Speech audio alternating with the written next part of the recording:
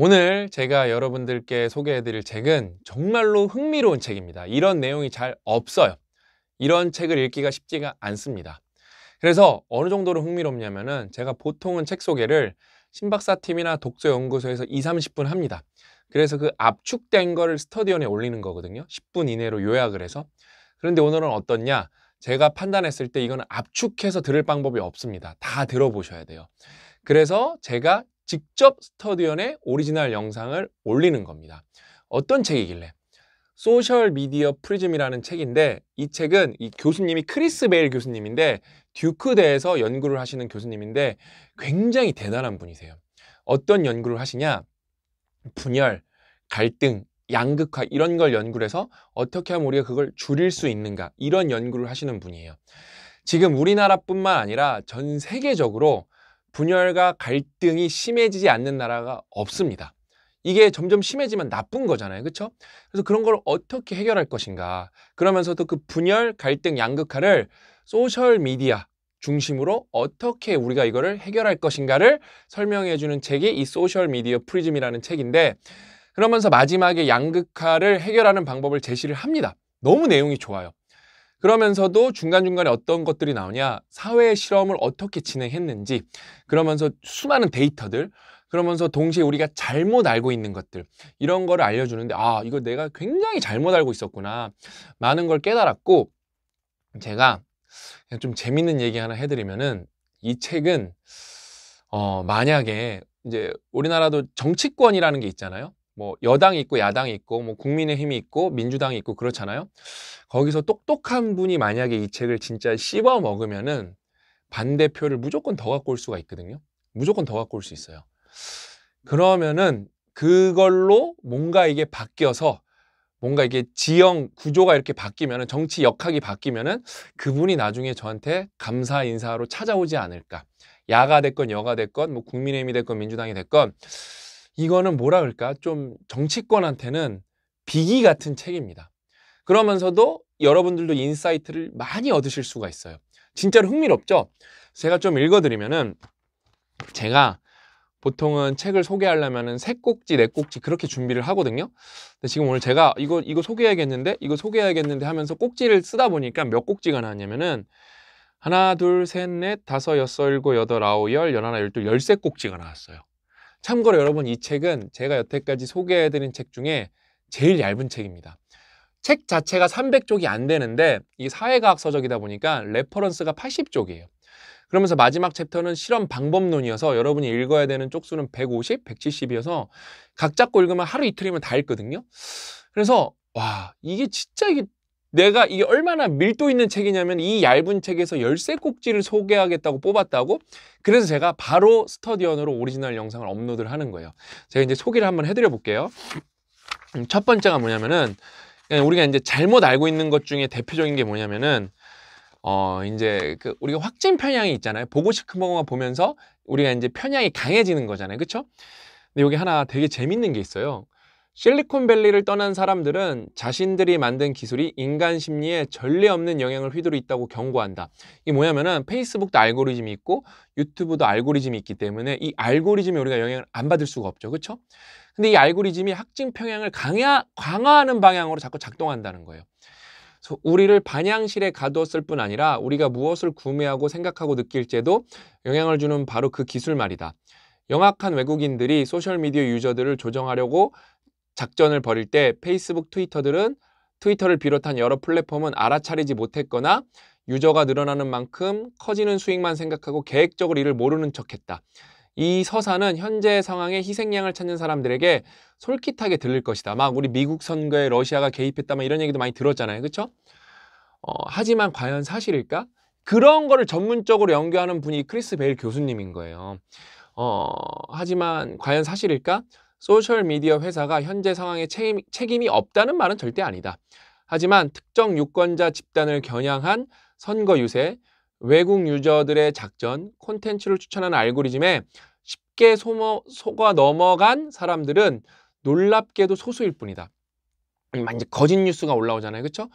의외로 이거를 다 따져보면은 생각보다 사람들이 이게 거짓 뉴스면 거짓 뉴스인 걸 잘 알아챈다는 거예요. 의외로. 그러니까 막 이런 알고리즘 때문에, 거짓 뉴스 때문에, 작전 때문에 막 표가 바뀌고 그런 거는 생각보다 별로 그런 경우가 없다. 그러니까 이 회사가 나왔을 때 그 캠브리지 애널리티카라는 회사가 나와갖고 페이스북 뭐 좋아요 개수를 알면은 뭐 웬만한 사람 정치권의 성향을 다 알 수가 있고 뭐 당신 부인보다도 많이 할 수 있고 다 조종할 수 있다는데 이게 클랩토피아에도 나와요. 다 뻥입니다, 여러분.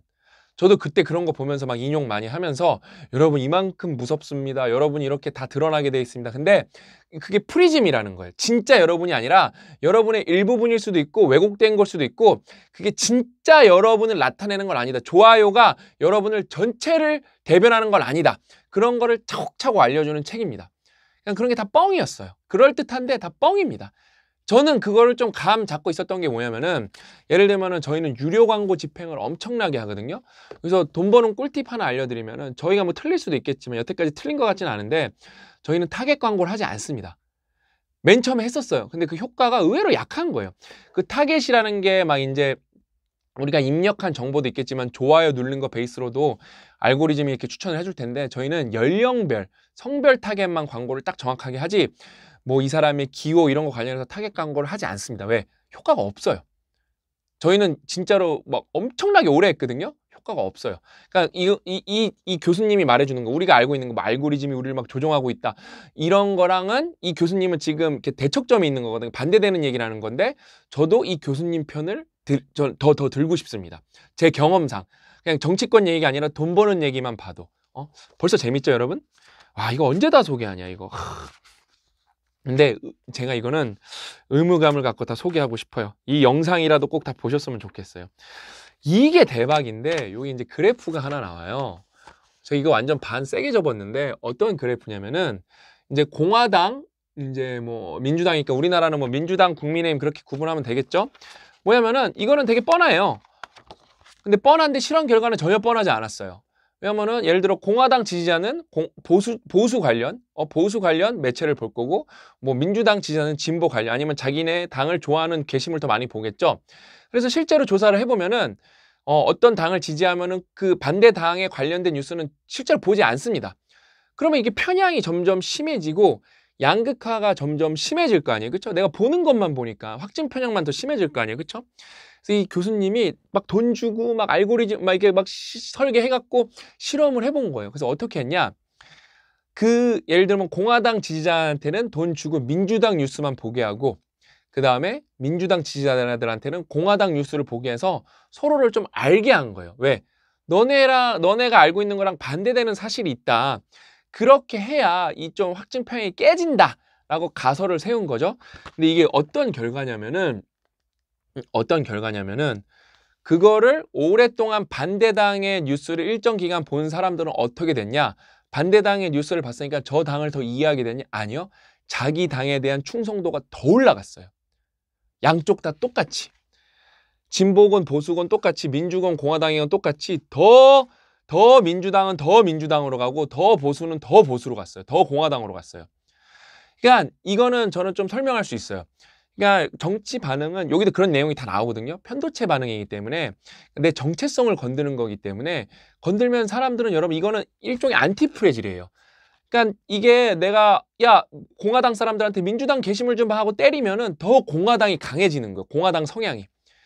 그러니까 왜냐하면 이게 여기 그 다음에 우리가 이 운명의 강에서 정치 반응은 편도체 반응이다 이런 걸 다 배웠잖아요. 근데 이게 왜 편도체 반응인지 되게 그런 편도체 반응이라는 단어는 설명을 안 했지만 이게 정체성이 어떻게 더 뭐라 그럴까? 내가 온라인에서 나의 정체성이 나를 어떻게 대변하고 나에게 어떻게 위안을 주는지 그거를 기가 막히게 설명을 잘합니다.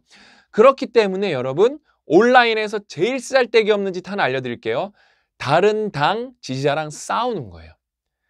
세상에서 제가 좀 과격하게 말씀드리겠습니다. 딱 이해가 쉽게 되시게.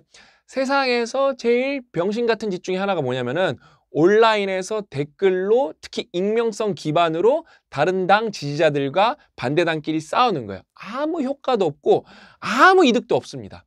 그냥 무쓸모 그 자체다. 이 책을 보면 딱 설명이 돼요. 그래서 양극화가 해결이 될 수가 없어요. 재밌죠? 그러니까 이 책은 여러분 되게 얇은데 너무 생각할 게 많아요. 벌써 10분 지났죠? 2개 설명했는데 저는 오늘 끝까지 설명을 해볼 생각입니다. 근데 중간에 빼먹을 수도 있어. 너무 힘들면은. 근데 이제는 62쪽으로 가보면은 와 진짜 제가 이거 2번 읽었거든요. 62쪽은 이건 다 설명해 드릴 수는 없고 이거를 설명해 드려야겠네요. 어떤 게 있냐면은 여러분 그냥 그런 사회 실험을 한 거예요. 이게 정체성이 어떻게 이게 어떤 집단의 전체성이 어떻게 만들어지나 옛날에 어떤 분이 계셨냐면은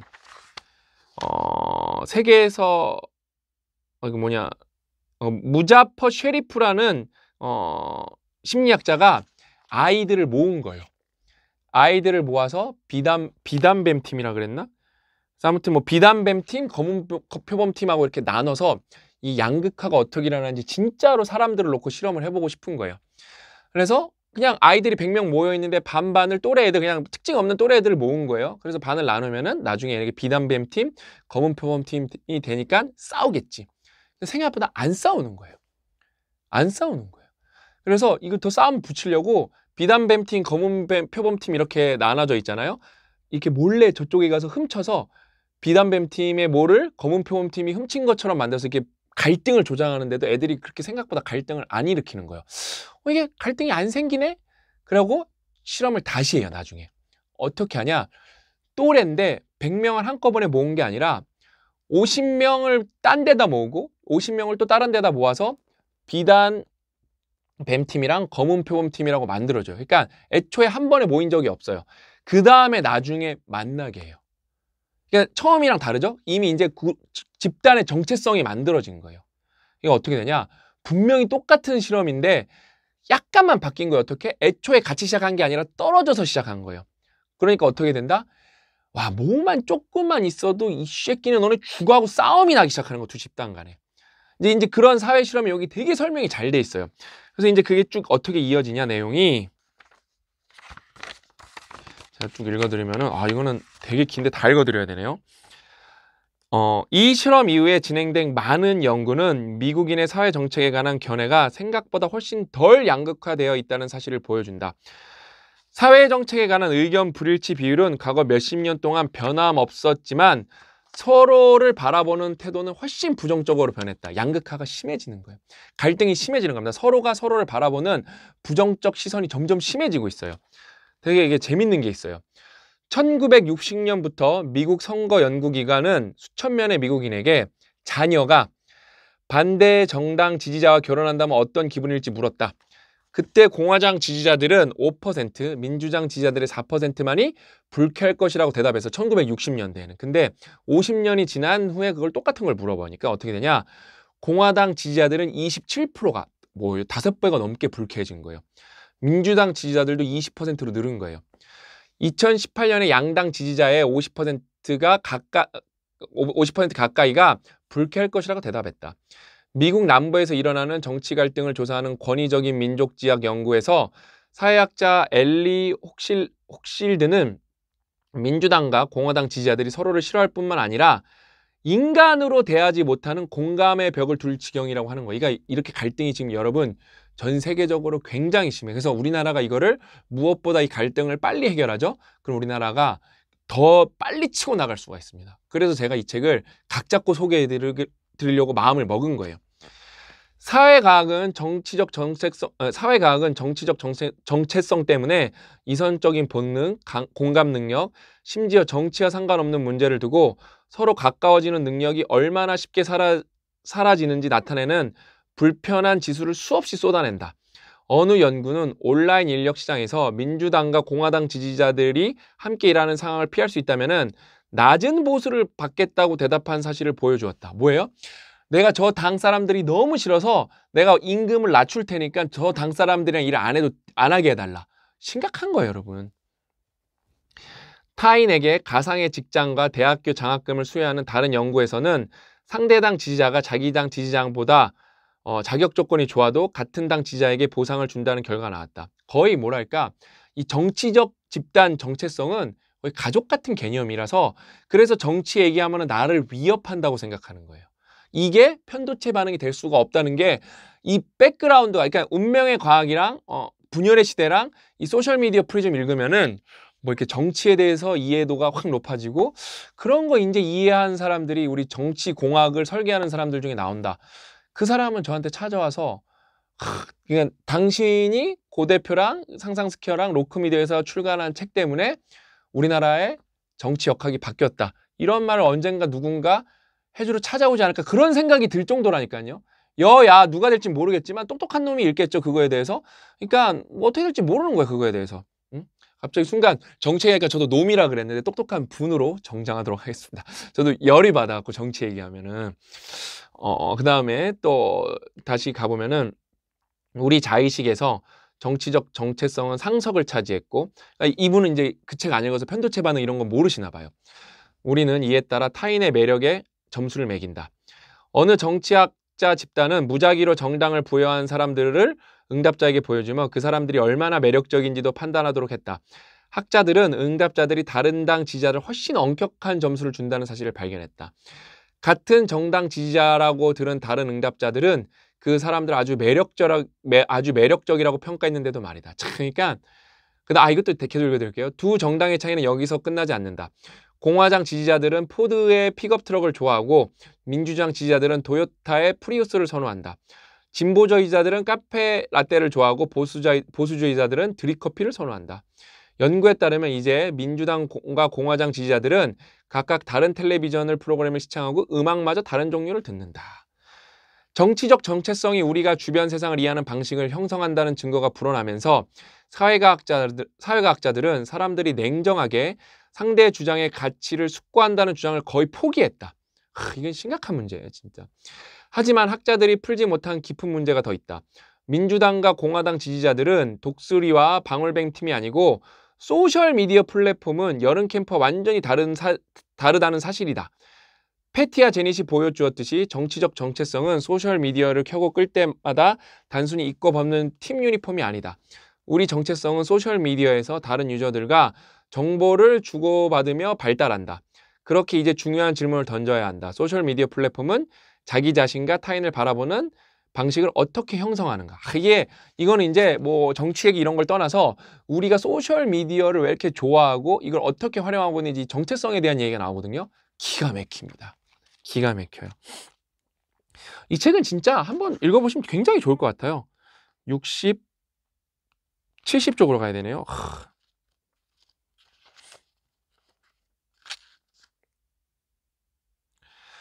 이거 읽을 게 너무 많아요. 진짜 17번 벌써 해야겠네요. 사회적 지위를 얻으려는 집착은 소셜미디어가 나타나기 오래전부터 존재했다. 사회적 지위. 물론 소셜미디어에서 지위를 얻기를 위해 남들보다 더 열심인 사람들도 있다. 하지만 정체성은 모든 사람이 얻으려고 노력하는 자아존중감을 주기 때문에 지나치게 집중하게 된다. 이 이론은 노르베르트 엘리아스나 어빈 고프만 같은 사회학자들이 초기 연구에서도 심지어 최첨단 신경과학 연구에서도 찾아볼 수가 있다. 연구의 일반적 결론은 스스로 만족감을 느끼는 정체성을 선택하고 수치심이나 부끄러움을 느끼게 하는 정체성을 피한다는 것이다. 정당을 비롯해 사회적 집단의 구성원이 되려는 주된 이유는 왜 이렇게 우리가 정치에 열광을 하냐? 그러니까 특히 할아버지 할머니들이 왜 이렇게 더 나이 드신 분들이 정치에 열광을 하냐? 여기에 답이 있습니다. 뭐 다른 이유도 있겠지만 이게 되게 중요해요. 정당을 비롯해 사회적 집단의 구성원이 되려는 주된 이유는 스스로 얻지 못하는 자아존중감을 얻을 수 있어다. 자아존중감을 얻을 수 있어서다. 다른 사람과 유대감을 돈독하게 함으로써 긍정적으로 자기 가치를 확인하며 자아존중감을 마련하기도 하지만 유능하지 못하고 부정직하고 비도덕적인 타인과 우리 편의 경계를 명확하게 구분하는 과정에서 자아존중감은 자주 얻어진다. 우리가 그들과 집단을 분류하는 데서 오는 우월감에 지를 얻고자 하는 본능적 욕구를 채워준다. 본능이라는 겁니다.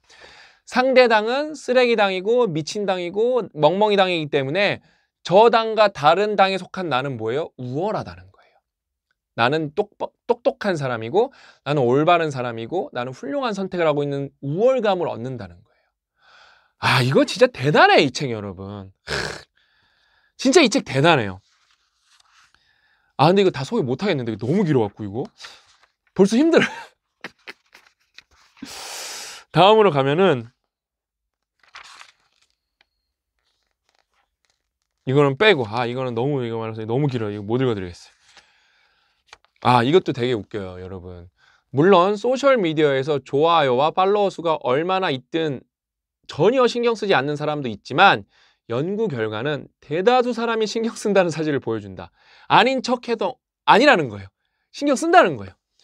2015년 커뮤니케이션 학자들은 페이스북 유저 141명에게 그들의 뉴스피드를 연구자들과 공유해 달라고 요청한 후 각 게시물을 어떻게 생각하는지 말해달라고 했다. 응답자들은 게시물을 올리고 댓글이나 반응이 많을 때 긍정적인 감정을 느낀다고 대답했다. 신경학적 이유로 이런 결과가 나타난다고 주장하는 학자들도 있다. 신경과학자로 구성된 어느 연구팀이 10대 청소년 집단을 모집해 기능적 자기 공명 영상, fMRI죠. 기계 안에서 사진 공유 사이트인 인스타그램의 모형을 보게 했다. 다른 유저들에게 좋아요를 많이 받은 게시물을 본 청소년의 뇌는 이게 뇌가 여러분 이렇게 반응한 거예요. 보상 처리, 사회적 인정, 친밀감, 주목과 관련된 뇌 부위가 활발하게 작용하는 현상을 보였다. 이런 되게 사회과학 실험만 꽉 찬 책이에요, 이 책이. 너무 재밌죠? 진짜 너무 재밌죠? 그래서 다음으로 또 넘어가 보면은 92쪽. 제 92쪽 가는데 그 사이에도 접은 게 많아요. 안 소개해드리는 것 뿐이에요.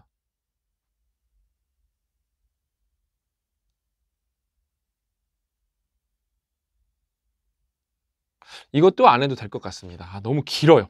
제가 읽어드리고 싶은데 너무 지쳐요. 92쪽 다음으로 넘어가면은 104쪽. 104쪽을 하면은 이것도 재밌어요. 이거 읽어드려야 돼요. 대다수 온건주의자, 그러니까 뭐랄까 중도 봉수, 중도 좌파, 중도 우파 이런 것들 있잖아요. 그래서 대다수 온건주의자들처럼 피트 역시 온라인에서 정치에 노출되는 일은 상대적으로 적다. 공화당 지지자들을 만날 일은 더욱 드물다. 그러므로 사촌이 당한 협박은 피트에게 엄청난 인상을 심었다. 면담에 참가한 양당 온건주의자들과 마찬가지로 피트가 상대한 당의 극단주의자가 직면한 경험은 공화당을 바라보는 그의 관점에 큰 영향을 주었다. 그렇게 소셜미디어 프리즘은 사회과학자들이 거짓 양극화라고 부르는 현상을 만들도록 심각한 영향을 가한다.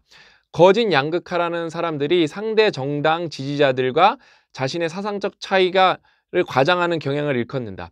정치학자 매슈 레번더스키는 닐 마루트러와 2016년 연구가 보여주듯 사람들은, 여기가 중요해요. 사람들은 자기가 지지하는 정당의 사상적 극단주의는 과소평가하는 반면 상대 정당의 극단주의는 과장하는 경향이 있다.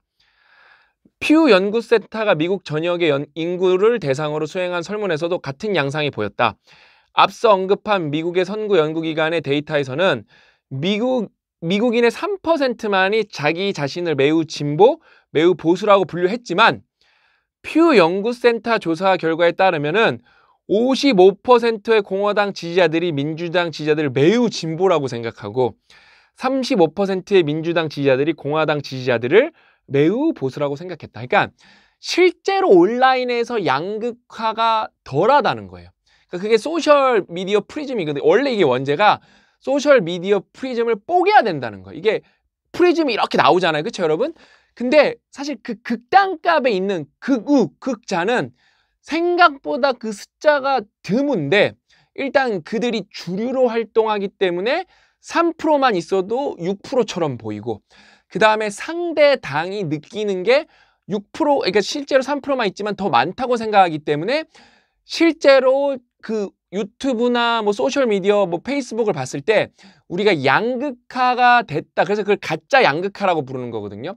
그러니까 실제로 그렇게 심각하지 않은데 가짜를 우리가 진짜로 받아들이면서 심각하지 않을 게 더 심각해지는 악순환이 생산된다는 거예요. 시작된다는 거예요.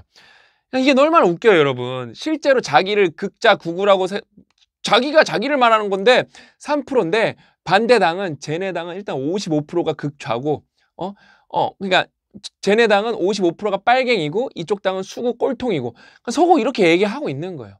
현실은 안 그런데. 이게 너무 안타까운 거죠. 그렇죠? 그러니까 이게 너무 무서운 거예요, 여러분. 그래서 이런 게 만약에 우리나라 사람들이 5천만 명이 다 알게 된다. 그러면 우리나라는 갑자기 황당하게 정치 선진국으로 뛰어오를 수가 있습니다. 그러니까 사실 제가 이게 돈만 많으면은 이런 영상에 한 3억 정도 쓰고 싶어요. 그래서 광고를 덜덜덜 돌리는 거. 제가 지금 뭐 좌를 편들고 있는 것도 아니고 우를 편들고 있는 것도 아니고 그냥 정치에 대해서, 알고리즘에 대해서, 원리에 대해서, 메커니즘에 대해서, 우리가 잘못 알고 있는 상식들에 대해서 담담하게 얘기하고 있는 거잖아요. 그러니까 이런 거를 알고 나면은 그럼 사람들이 아까 처음에 말했던 거 하나, 강론 하나 알려드렸죠. 온라인에서 반대당과 치열하게 토론하는 것만큼 바보 같은 짓도 없다. 그런 거 안 하게 되는 거예요, 사람들이. 그러면 거기에서 아껴진 에너지가 생산 쪽으로 바뀐다고 생각을 해보세요. 나라가 발전을 안 할 수가 없죠. 그렇죠? 그러니까 제가 돈 많이 벌려는 이유 중에 하나도 스토리와 캠페인으로 세상을 생각보다 바꿀 수가 있기 때문에. 근데 유기적 알고리즘은 1만 뷰, 2만 뷰, 10만 뷰밖에 안 퍼져요. 근데 예를 들어 막 10억 쓴다고 쳐요. 10억 쓴다고 쳐서 예를 들면은 뭐 그거예요. 뭐 1원당 뭐 클릭이 100원이라고 하면은 1000만 뷰 보게 할 수 있을 거잖아요. 뭐 중복이든. 아무튼 그렇게 해서 억지로라도 좀 중요한 팩트를 사람들한테 알리고 싶은 거죠. 근데 이런 게 당장 이권이 아니기 때문에, 심지어 이권과 반대되는 경우도 있기 때문에 뭐 이런 거를 열심히 캠페인하는 사람은 없죠. 그 다음에 이게 당장 중요한 일이 아니기 때문에. 근데 사실 따지고 보면 제일 중요한 거거든요, 정치라는 거는. 여러분들이랑 그래도 스터디원에는 정말로 훌륭한 분들이 많기 때문에 이런 대화를 할 수가 있는 거죠. 아유 힘드네요 여러분. 이거 계속 읽으려니까 앞에 좀 NG를 내갖고. 그 다음에 이제 92쪽 했나?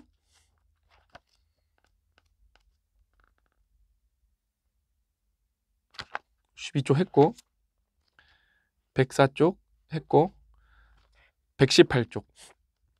제가 소개 안 해드린 좋은 내용도 여러분 너무 많아요. 사실 이 책은 접은 게 너무 많아요. 어느 독특한 실험에서 경제학자 집단은 매일 적어도 15분 이상 페이스북을 사용하는 18세 이상의 미국인 3천여 명을 모집해 설문조사를 실시했다. 이후 연구자들은 절반의 피험자에게 $100 사례비를 주고 한 달 동안 페이스북 계정을 정지하게 한 다음 그들이 계정을 활성화하는지 유심히 관찰했다. 조사 결과는 당시 대외 홍보 측면에서 불난집이었던 페이스북에 기름을 부었다. 그 당시에 무슨 페이스북이 난처한 일이 있었나 봐요. 계정을 정지한 피험자들은, 그러니까 실험 당사자들은 행복 지수가 높아졌으며 우리 연구 목적과 부합하게도 상대 정당의 지지자에 분노하는 수치가 낮아졌다고 발표했기 때문이다. 그러니까 그거예요. 그러니까 뭔가 이제 확증 편향을 조금 깬 거죠. 그거에 대해서. 근데 페이스북을 끊으니까 반대되는 정당에 대해서 뭔가 이 분노도 조금 사라지고, 그 다음에 행복도도 높여졌다는 거예요. 그러니까 여러분들도 디지털 디톡스, 굳이 페이스북뿐만 아니라 스마트폰 자체를 멀리하는 습관을 들이셔야 돼요. 그거를 멀리했을 때 행복도가 올라간다는 거는 진짜 연구 결과는 그냥 찾아보면 차고 넘칩니다. 오늘 또 한 번 확인한 거죠. 왜냐면 이게 중독이에요, 중독. 아까 보상받고 막 우월감 느끼고 그러니까 반대로 그게 없어지는 순간 내가 초라하게 느껴지는 거거든요. 따봉을 받아야 기분이 좋은데 따봉 못 받으면 괴로워지기 시작하고, 정말로 무슨 디지털 마약 같은 거죠. 그래서 디지털 디톡스, 컴퓨터, 스마트폰, 뭐 온라인, 블로그 이런 거를 안 할 수는 없겠죠. 근데 이게 떼어내서 뭐 독서도 있을 거고 운동도 있을 거고 디지털 디톡스만 습관적으로 해도 여러분 인생이 훨씬 행복해질 수 있다를 제가 데이터로 말씀드리고 있는 겁니다. 아유, 그 다음에 또 할 때 이렇게 숨이 차갖고 제가 이 기흉을 제가 재발해서 2번 이렇게 수술을 했잖아요. 한 번 수술을 했잖아요. 한 번은 자연 치유가 됐고, 그 다음부터 확실히 폐활량이 딸린 것 같아요. 제가 140쪽을 가보면은 이거는 별표 쳐놨네요.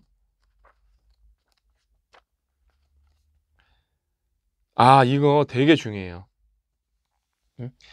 프리즘 보는 방법을 배워야 하는 또 다른 이유는 오해를 인지한 사람들에게 양극화의 정도가 줄어들었다는 연구가 있기 때문이다. 그러니까 이 책이 마지막에 이제 양극화를 줄이는 방법에 대해서 나오거든요.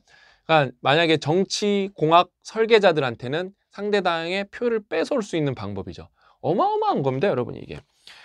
그 다음에 이거는 어떤 이념적으로 갈등이 심한 상태에서 상대방을 설득해야 될 때 이거는 진짜 이거를 적용을 하면은 이거는 뭐 돈으로 뭐 따질 수가 없을 정도예요.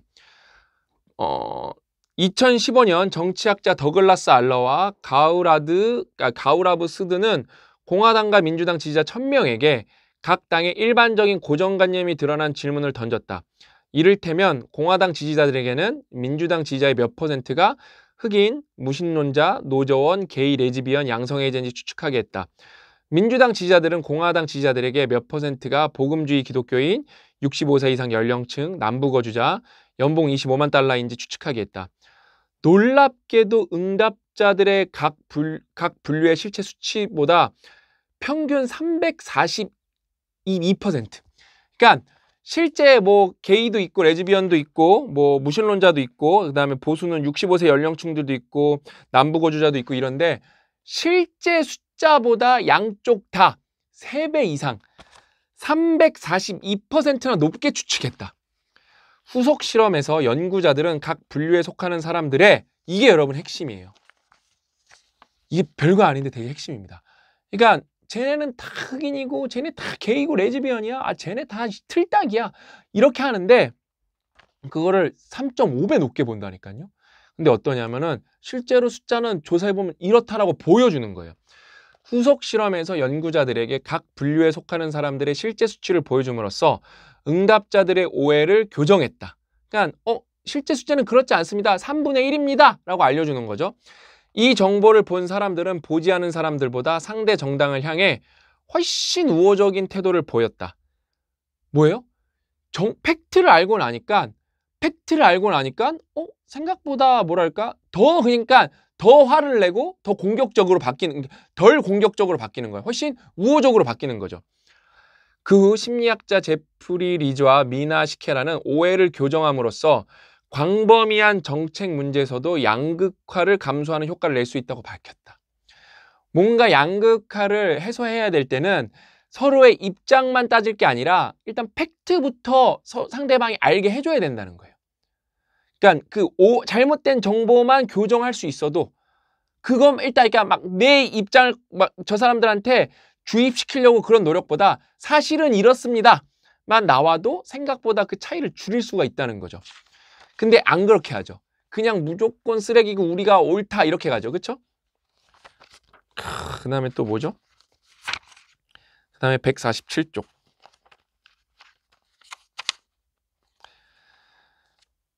여기는 정치 이야기를 꺼내고 싶어 입이 간질간질하다면 다른 사람의 신념에 의문을 제기하기 전에 당신이 지지하는 정당을 성찰해봐도 좋다. 2019년 초 어느 주요 신문사에서 미국인들이 소셜미디어에서 정치적 양극화에 더 효율적으로 대응하는 방법이라는 주제로 특집 기사를 써달라는 요청을 받았다. 이 기사를 쓰기 위해 여론 주도층 중 상대 정당에게 가장 호소력 있는 사람이 누구인지 물어보았다. 어떤 게시물을 올리길래 상대편의 공감을 얻을까? 국민의힘인데 민주당의 지지를 얻고 민주당인데 국민의힘을 지지를 얻는 거예요. 도대체 어떤 사람들이길래? 트위터 유저들을 대상으로 시행한 대규모 설문에서 나와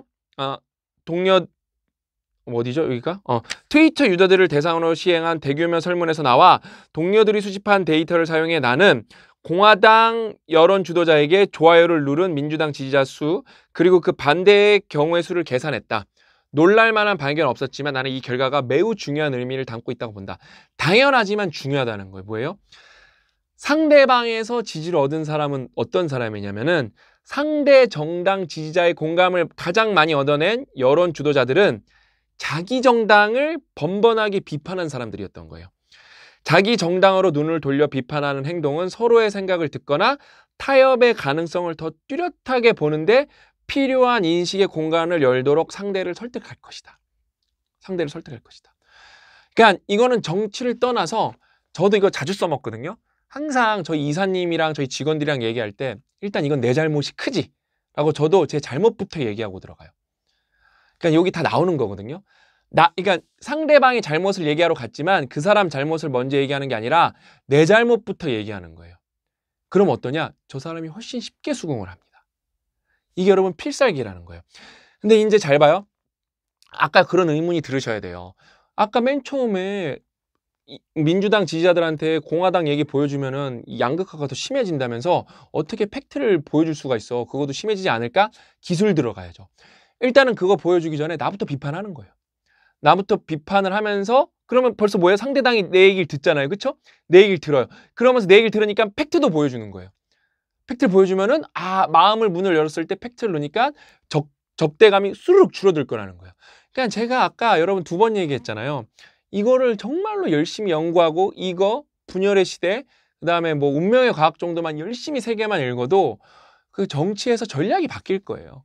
지금처럼 촌스럽고 바보같이 하진 않을 겁니다. 어? 제가 이건 뭔가 해드리고 싶은 얘기가 있는데 이거는 그냥 오프 더 레코더로 147쪽.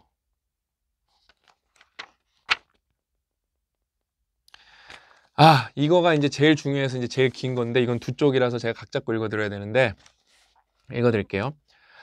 여전히 상대 정당 지지자들이 완벽하게 다른 세상에 사는 사람처럼 보일 수 있다. 현재 정치 상황이 가짜 뉴스와 여기저기에서 다르게 주장하는 사실로 팽배한 상황에서 의미 있는 대화가 가능할까? 굽힐 줄 모르는 논쟁들은 한 가지 중요한 사실을 잊고 있다. 제니퍼 월락이 저서 정치 양극화 시대에 타협하는 법 저서에서 언급한 것처럼 대다수의 미국인은 사실 정치적 타협을 원한다. 우린 타협을 원하는데 양극하기 때문에 근간은 사실 우리가 화해하고 싶다는 거예요. 정치적 논쟁에서 가장 눈에 띄는 사람이 소수라는 사실을 상기할 필요가 있다. 가짜 양극화 말했죠. 극자 구구는 3%밖에 안 되는데 그게 마치 30%인 것 마냥 우리가 착각하고 있다는 걸, 그거를 사실을 바로잡아야 된다는 거예요. 5장과 6장에서 언급했듯이 극단적인 견해를 지닌 소수가 소셜미디어에서 정치적 메시지를 대부분 게시한다. 당신이 직면한 상대편의 견해가 지독해 보인다면 수용지대 밖에 있을 가능성이 높다. 양극화 연구실 웹사이트에 있는 도구는 소셜미디어에서 당신이 수용지대에 있는 사람을 찾도록 도와줄 것이다. 수용지대는 이제 중도층을 말하겠죠. 수용지대에 있는 계정을 팔로우했다고 해도 상대 정당 지지자들에게 바로 대화를 시도하는 행동을 추천하지 않는다. 우리 하면 안 된다 그랬죠? 시간을 들여 그들이 신경 쓰는 주제가 무엇인지 어떤 방식으로 이야기하는지 관찰하길 바란다. 사회과학자 로 밀러의 연구에 따르면 정당 간의 분열을 줄이는 가장 좋은 방법은 설득하려는 사람의 세계관과 결이 같은 주장으로 소통하는 것이다. 내 얘기하지 말고 그 사람 말을 이렇게 들으라는 거예요. 경청을 한 다음에 그 맥락으로 얘기를 하면 설득이 잘 된다는 거. 그래서 실제 사례가 나옵니다. 이거는 정치에만 국한되는 얘기는 아니겠죠. 아내랑 얘기할 때, 남편이랑 얘기할 때, 학생이랑 얘기할 때, 부모님이랑 얘기할 때 저는 이런 걸 좀 잘해요. 그래서 저희가 사업이 잘 되는 이유도 있는 거거든요. 이렇게 공부를 많이 하면서 그걸 실제로 인생에서 적용을 하기 때문에. 제가 읽어드릴게요. 2025년 로 밀러와 매슈 파인버그는 진보주의자와 보수주의자에게 동성결혼과 군사비에 관한 여러 진술을 보여주었다. 그러니까 상대 당에서 싫어하는 것들을 보여준 거예요. 동성결혼과 군 지출에 대해서. 가난한 사람들과 혜택받지 못한 사람들은 부유한 미국인과 동등한 위치에서도 군대가 도와줄 것이라고 소개하자 진보주의자들이 군사비 지출에 수긍하는 태도를 보였다. 그러니까 그거예요. 진보주의자들은 군사 지출을 되게 반대했어요. 근데 그게 단순히 군대가 뭔가를 위해서 쓰는 게 아니라 단순히 뭔가 보수 쪽에서 원하는 걸 위해서 쓰는 게 아니라 이 군대가 모든 사람을 동등한 위치에서 보호해주고 이걸 좀 보여주는 거예요. 군대의 역할에 대해서 좀 제대로 알려준 거예요. 그 다음에 공정성과 평등과 같은 진보주의 가치를 강조했기 때문이다. 그 다음에 보수주의자는 2가지 핵심 가치인 애국심과 충성심을 강조함으로써 보수주의자들은 동성결혼 지지율 또한 높일 수 있었다. 동성 부부는 애국심이 강한 자랑스러운 미국인입니다. 메시지를 보여줬기 때문에 그러니까 보수는 동성결혼을 추구하고 반대하는데 저들도 미국인입니다. 어떤 사람? 애국심이 강한. 이 키워드로 가니까 그럼 동성도 인정해 줄 수가 있겠어. 이렇게 설득이 된다는 거예요. 누구의 관점에서 얘기하라? 그 사람의 관점에서 얘기하라는 거예요, 여러분. 되게 중요한 거예요. 아내랑 얘기할 때, 남편이랑 얘기할 때, 손님이랑 얘기할 때 항상 그 사람 입장에서. 안타깝게도 우리는 상대편의 언어로 소통하는 데 능숙하지 않다. 2015년 연구에서 윌로와 파인버그는 진보주의자와 보수자에게 동성결혼과 이민에 관해 상대편을 설득할 만한 메시지를 적어달라고 했다. 그러고 나서 양장 지지자들에게 상대편의 메시지가 얼마나 호소력 있는지 점수를 매기도록 했다. 가장 호소력 있는 메시지를 쓴 사람에게 큰 액수의 현금을 주겠다고 상금까지 건 거예요. 근데 상대에게 설득력 있다고 생각되는 메시지를 적은 진보주의자는 9%, 보수주의자는 8%. 그러니까 상대방의 언어로 저 사람을 설득하면 상금까지도 주겠다고 했는데 근데도 상대방의 언어로 얘기를 못하는 거예요. 못하는 겁니다. 응? 상대편의 언어로 소통하는 방법을 배우기나 왜 이렇게 어려울까? 서로의 이야기를 경청할 시간이 거의 없다는 사실이 한 가지 이유다. 당신이 상대편 이야기를 듣고 싶어 한다면 다른 사람보다 한 발짝 앞서는 셈이다. 그리고 수용지대에 있는 사람들의 이야기를 듣는다면 그들의 주장에 일리가 있다는 점을 발견할 수 있다. 건설적인 대화 상대로 바로 찾지 못하더라도 인내심을 발휘하자. 극단적 견해를 지닌 사람들의 의견 차이를 인정할 상대를 찾는데 시간이 오래 걸릴 것이다. 오래 걸릴 것이나 그렇지 않은 사람들은 상당히 빨리 진행될 것이다. 심리학자들이 수행한 최근 연구 결과에 따르면 온건주의자들이 극단주의자들보다 상대편의 사상적 극단주의자를 정확하게 판단한다. 온건주의자들이 거짓 양극화의 소용돌이에 빠질 가능성이 훨씬 낮다는 의미다. 제가 좀 한 3개 빼먹고 소개해드렸는데 역시나 여러분 40분 걸렸죠? 이 소셜 미디어 프리즘은 여러분 뭐 양극화 해결, 갈등 해결에 관한 책이지만 그다음에 뭐 정치 관련 얘기가 사실 80% 이상이지만 제가 중간중간에 설명해드렸듯이 인간 본성에 관한 사회 실험이 많기 때문에 그냥 뽑아 먹을 게 많고 겁나 얇습니다. 이런 거는 여러분 레퍼런스만 80쪽이에요. 여러분이 책을 80쪽 쓰라 그래도 쓰기가 어려운데 이분은 여기 레퍼런스에 나온 거 다 공부하고 이걸 책을 170쪽을 써준 거예요. 개땡큐죠. 이런 책이 많아져야 되는데 이런 책이 많지가 않아요. 의외로. 왜? 사회 실험하는데 시간이 굉장히 오래 걸리거든요. 돈도 많이 들고 어렵고 재현성도 떨어지고. 근데 저는 그러면서 이 크리스 베일 이 교수님이 사회 실험에 대한 얘기도 자세하게 얘기해 주거든요. 그냥 사회 실험이라 그래서 저는 무턱대고 믿지 않는데 더 좀 보수적으로 말아야겠다. 왜? 사회 실험이 설계가 제대로 안 되면은 되게 뻘소리가 많겠다. 케임브리지 애널리티카만 해도 막 그때 당시에 막 뭐 좋아요 7개면 모든 걸 알 수 있다는데 다 뻥이라니까요. 뭐 알 수는 있는데 그거를 생각을 바꾸진 못한다. 그런 사람 없다. 그런 게 이제 결론인 거죠. 그래서 아무튼 너무 제가 소개해드리고 싶은 건데 스터디언에서 오리지널로 소개해드릴 수 있어서 너무 행복했고 저는 앞으로도 이런 좀 좋은 책들 그러니까 막 의외로 저희가 로크미디어 시절 때부터 자기 개발, 전형적인 자기 개발 있잖아요. 뭐 노력하고 뭐 이런 것들을 그 분량이 적어요, 저희가. 뭐 역사, 철학, 과학 이런 게 많죠, 저희가. 그다음에 사회과학 이런 것들이 많죠. 뭐 자기 개발도 좋은 게 많으니까 그런 거 있으면 또 그것도 소개해 드리겠지만 진짜로 우리가 당장은 나한테 도움이 안 되지만 거시적으로 봤을 때 국민 모두가 교양이 됐을 때 나라가 좀 이렇게 뭐랄까 강해질 수 있는 부국해질 수 있는 정말로 정서적으로 풍요로워질 수 있는 그런 책들을 더 많이 발굴해서 여러분들한테 소개하겠다고 약속을 하면서 오늘 영상은 여기서 마치겠습니다.